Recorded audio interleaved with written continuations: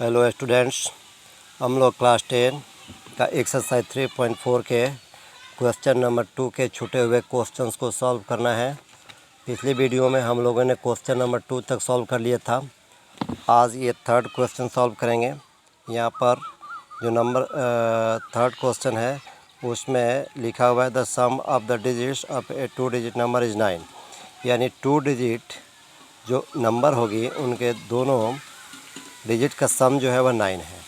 और उसके बाद ये कह रहा है कि इस नंबर में अगर हम 9 से मल्टीप्लाई करते हैं और फिर इसके नंबर को इंटरचेंज करने के बाद जो नंबर आ रही है उसमें 2 से मल्टीप्लाई कर देते हैं तो ये जो नंबर होगी वह क्या होगी, इक्वल होगी। तो फाइंड द नंबर। तो सबसे पहले मैंने यहाँ पर क्या किया है कि यहाँ पर यूनिट प्लेस डिजिट को x मान लिया है और 10 प्लेस जो डिजिट है उसको मैंने y मान लिया है। तो जो हमारा नंबर बनेगा वह क्या बनेगा, 10y प्लस x। यहाँ थोड़ा समझना है आप लोगों को कि जो डिजिट हम लोग 10 प्लेस वाला मानेंगे उसी में 10 से मल्टीप्लाई करेंगे और यूनिट प्लेस को अगर हम ऐड कर देते हैं तो वह हमारा नंबर मिल जाता है। तो यहाँ मैंने 10 प्लेस डिजिट क्या माना था, y, तो इसमें मैंने 10 से मल्टीप्लाई किया है और यूनिट वाले को ऐड कर दिया है। तो हमारा जो नंबर बन गया वह 10y प्लस x बन गया। आप देख रहे हो यहाँ पर जो उसका पहला टर्म है उसमें कह रहा है कि दोनों डिजिट का सम जो है वह क्या है, 9 है।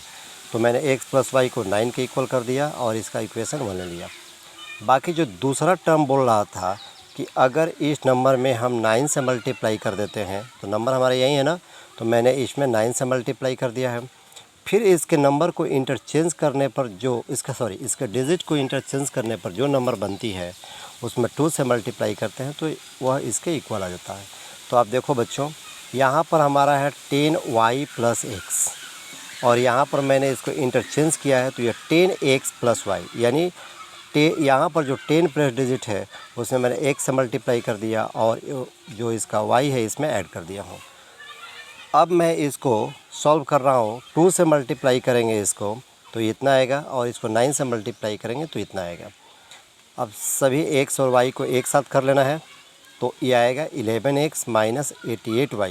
20x में से 9x सब्ट्रैक्ट हुआ है और यहाँ पर 90y में से 2y सब्ट्रैक्ट हुआ है। 11 कॉमन निकलेगा तो x minus 8y equal to 0, हमारा इक्वेशन 1 हो जाएगा, इक्वेशन 2 हो जाएगा। अब हम क्या करेंगे, इस इक्वेशन 2 को इक्वेशन 1 में से सब्ट्रैक्ट करेंगे क्योंकि इसका x कोफिशिएंट, x जो टर्म्स है इसके x टर्म से क्या है, इक्वल है। तो सब्ट्रैक्ट होने पर ये दोनों कट जाएगा और ये हो जाएगा 8y प्लस हो जाएगा और ये प्लस 9y हो जाएगा इक्वल टू 9 प्लस 0 9। y का वैल्यू कितना हो गया हमारा, 1। अब इस वैल्यू को हम इक्वेशन 1 में पुट करते हैं तो x प्लस 1, क्योंकि जो y का वैल्यू है वो 1 है तो x इक्वल टू हो जाएगा 9 माइनस 1, ये साइन चेंज हो जाएगा, x का वैल्यू हम 8 लिखेंगे। इस तरह से जो नंबर हम माने हैं 10y प्लस x, इसमें y और x के वैल्यू को रख देते हैं तो ये हो जाएगा हमारा 10 प्लस 8 इक्वल टू 18। ठीक है बच्चों, क्वेश्चन समझ में आ रहा होगा। अगला जो क्वेश्चन है जो 4 और 5, इन दोनों क्वेश्चंस को मैंने सॉल्व नहीं किया है लेकिन आप लोगों की सुविधा के लिए इसका मैंने इक्वेशन बना दिया है।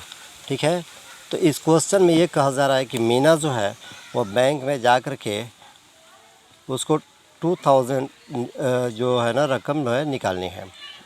तो जो कैशियर है उसे 50 रुपीज़ और 100 रुपीज़ के नोट देते हैं और कुल मिलाकर के 25 नोट देते हैं। तो आपको बताना है कि 50 रुपीज़ और 100 रुपीज़ के कितने नोट होंगे। तो देखो बच्चों, मैंने यहाँ पर 50 रुपीज़ नोट x मान लिया है और 100 रुपीज़ नोट y मान लिया है और दोनों मिला करके मीना को कितने नोट मिलते हैं, 25। तो मैंने x प्लस वाई को 25 कर लिया और इसकी इक्वेशन 1 ले लिया है। अब लेकिन दूसरा जो कंडीशन है उसमें वह 50 रुपीज़ नोट और 100 रुपीज़ नोट मिला करके 2000 उसको रुपीज़ मिल रहा है।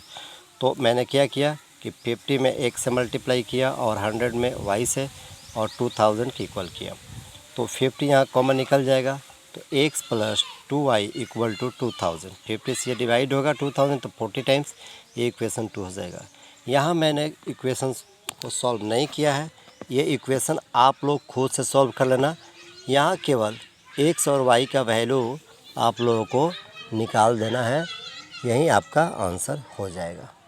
ठीक है, तो अगला क्वेश्चन आप लोग इसी तरह सॉल्व करेंगे। 5 नंबर, यहाँ भी मैंने उसका पूरा सॉल्यूशन नहीं निकाला है, उसको इक्वेशन तक ही मैंने सीमित रखा है, आप लोग खुद सॉल्व करेंगे।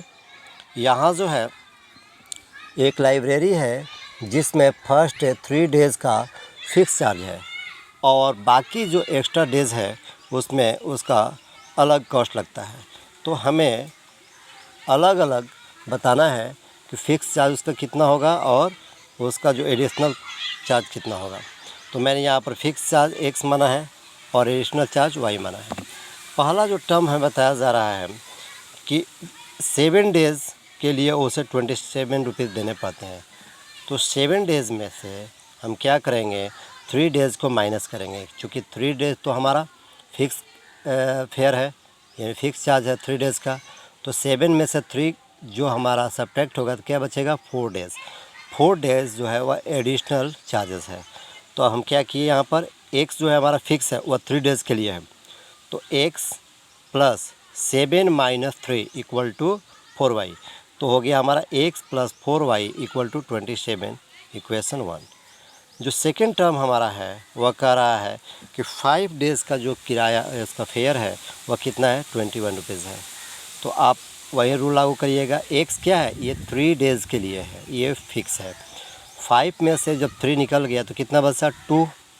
तो मैंने y में 2 से मल्टीप्लाई कर दिया, क्योंकि जो y है वह एडिशनल फेयर है यानी चार्ज है। तो x plus 2y equal to 21। यहाँ समझना है 7 डेज था तो मैंने 3 माइनस किया x के लिए, क्योंकि x हमारा फिक्स है।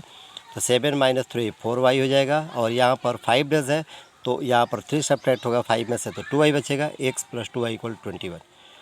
ये दोनों जो क्वेश्चन 4 और 5 है इनका इक्वेशन अब हम लोग को मिल गया है और आप लोग इन इक्वेशंस को सॉल्व करके अपना आंसर प्राप्त कर सकते हैं। मुझे उम्मीद है कि आप लोग कर लोगे। अगर ये दोनों क्वेश्चन सॉल्व नहीं होते हैं तो ज़रूर मुझसे संपर्क कर सकते हैं। धन्यवाद।